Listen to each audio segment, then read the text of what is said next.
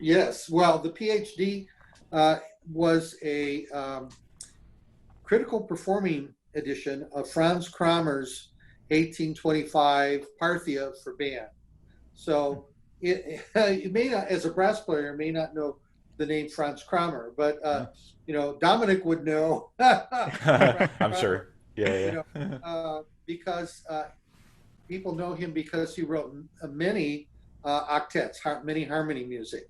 He Yeah, also wrote, I remember I took I did my master's degree at Penn State, and I took a wind band literature class, and I think we looked at a few of his works when we were looking at Beethoven octets and that kind of thing. Mm-hmm. Mm-hmm. So quite popular, and he was quite a well honored musician. Back in those days, you were invited to join the professional music societies, and he had a position in the court where he traveled with the emperor. And so when they would go all to these different cities like Paris or Milan or other places, they would always invite Krommer to join those music societies. So he was quite the guy. So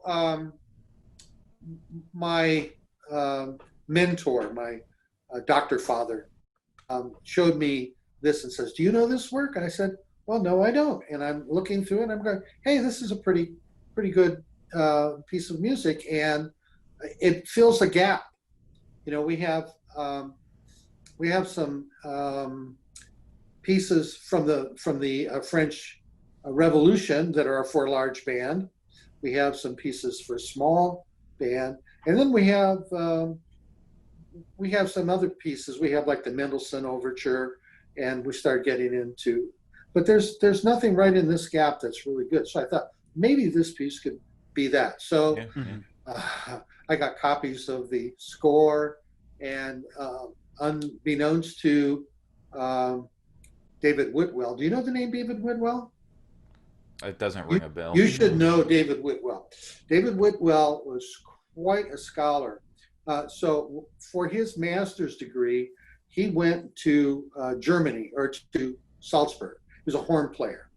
And while he was there, he went to all of these libraries all over Germany and France and Italy and Austria, looking for wind works. And so he uncovered quite a bit. Subsequently, he was the band director at Cal State Northridge. He wrote a 10-volume history and literature of the wind band. And you should check the George Mason Library. They do have it. I've looked through now that you mentioned that he published those volumes. The name rings a bell. I remember looking through a few of those when I was doing a little bit of research for a class last year. Yeah, and there's also a concise history, which it's good, but it's exhaustive, just exhaustive. And he lists all of these pieces from all of these libraries. Well, he found the score to this piece and scratched out an edition of his own, and which he sold to college bands and stuff.